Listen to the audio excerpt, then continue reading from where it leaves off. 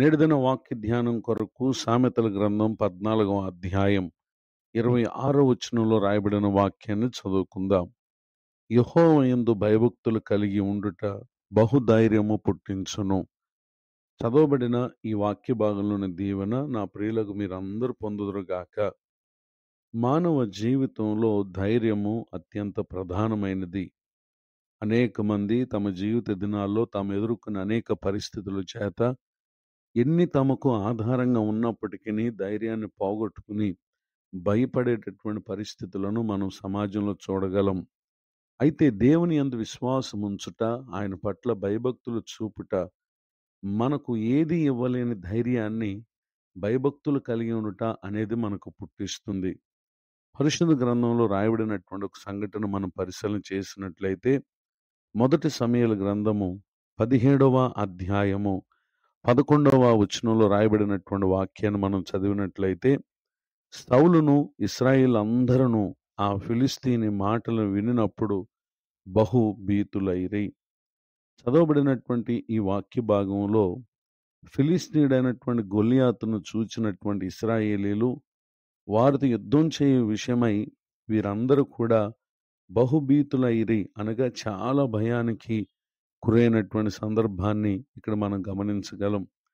ఇట్టి భయముతో ఇశ్రాయేల్ రాజు ఉన్నటువంటి ఆ సందర్భంలో మొదటి సమూయేలు గ్రంథం 17వ అధ్యాయం 32వ వచనంలో ఇక్కడ దావీదు వచ్చి ఈ మాటను పలుకుతున్నాడు. ఈ ఫిలిస్తీయుని బట్టి ఎవ్వరి మనసును కృంగ నిమిత్తము లేదు.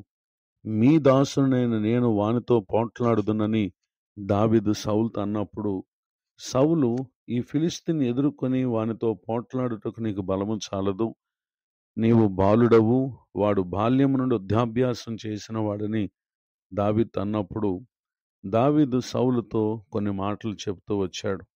అతడు తన తండ్రి యొక్క గొర్రెలను కాయిచుండగా సింహమును ఎలుగుబంటి వచ్చి మందలో నుండి ఒక గొర్రెపిల్లను ఎత్తుకుని పోవచ్చున్న సందర్భంలో నేను దాన్ని తరిమి చంపి దాని నోట నుండి ఆ గొర్రెను విడిపించితిని అని చెప్తూ 36వ వచనంలో, మీ దాసుడైన నేను ఆ సింహమును ఎలుగుబంటిని చంపితినే, జీవము కలిగిన దేవుని సైన్యములను తిరస్కరించుచున్న ఈ సున్నతి లేని ఫిలిస్తీయుడు వాటిలో ఒకదాని వలె అగును అని చెప్తూ, సింహం యొక్క బలము నుండి ఎలుగుబంటి యొక్క బలము నుండి నన్ను రక్షించిన యెహోవా ఈ ఫిలిస్తీని చేతిలో నుండి కూడాను నన్ను విడిపించునని చెప్పుటని ఇక్కడ మనం గమనించగలం.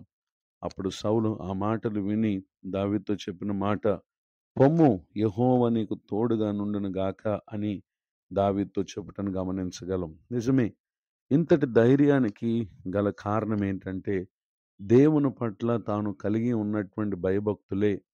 నాడు సౌలు ఇశ్రాయేలీయులు తమ జీవితాలలో దేవుని తెలిసిన వారే గాని దేవుని పట్ల చూపవలసిన భయభక్తుల విషయంలో వారు చూపినటువంటి అశ్రద్ధే ఫిలిస్తీయుడైనటువంటి గొలియాతు విషయంలో వారు కృంగిపోయి బహు భయానికి గురైనటువంటి విషయాన్ని ఇక్కడ మనం గమనించగలం.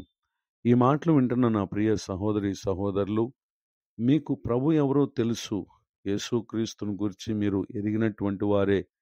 కానీ ఆయన పట్ల భయభక్తులు చూపే విషయంలో మనం పరిపూర్ణులంగా ఉండని కారణమే చిన్న చిన్న విషయాలకు మనము భయపడుతూ ఏమాత్రం ధైర్యం లేని వ్యక్తులుగా మనం కనబడుతూ ఉన్నాం.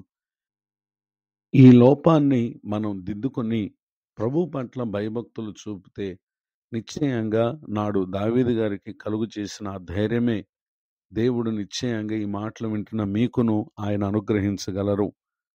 మొదటి సమూయేలు గ్రంథం 17వ అధ్యాయము 47వ వచనంలో, యెహోవా కత్తి చేతను ఈటి చేతను రక్షించువాడు కాడని ఈ దండు వారందరూ తెలుసుకుందురు, యుద్ధము యెహోవాదే, ఆయన మిమ్మును మా చేతికి అప్పగించును అని చెప్పి 49వ వచనంలో, అతడు ఒడిసెలతో అందులో ఒక రాయి పెట్టి దానితో విసిరి ఆ ఫిలిస్తీన్ నుదుట కొట్టినప్పుడు ఆ రాయి వాని నుదురు చొచ్చినందున వాడు నేలను బోర్ల పడెను.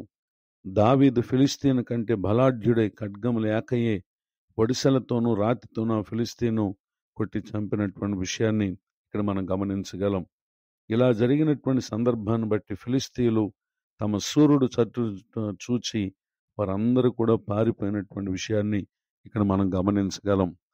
ఈ మాటలు వింటున్నటువంటి నా ప్రియ సహోదరి సహోదరులు, ఏ శోధనలు, ఏ సమస్యలు మీ మీదకి వచ్చినా వాటన్నిటిలో నుండి మనల్ని రక్షించగలిగినటువంటి ప్రభు ఉన్నారు అనేటటువంటి ధైర్యమే మీరు అన్నిటిని జయించటానికి కారణం.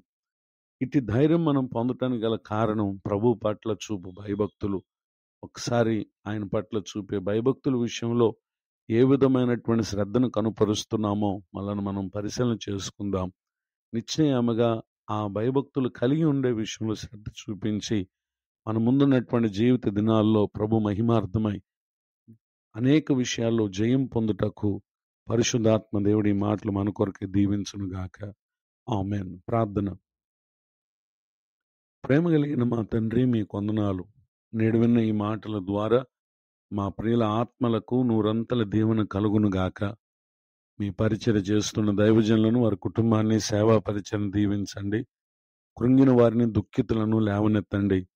నూతన సంవత్సర దయాకిరీటను పొందిన మా ప్రియులు తమ ముందున్న సంవత్సరములన్నీ ధైర్యముతో ఎదుర్కొని మీరు అనుగ్రహించే దీవెనలు పొందుదురుగాక. ఆయా సమస్యల చేత ఎందరైతే కృంగిన వారుగాను, దుఃఖితులుగాను ఉన్నారో నిశ్చయముగా వారికి ఈ మాటల చేత ఆదరణ, ఓదార్పు కలుగునుగాక. ప్రతి బలహీనత, వ్యాధి బాధ నుండి స్వస్థత కలుగునుగాక.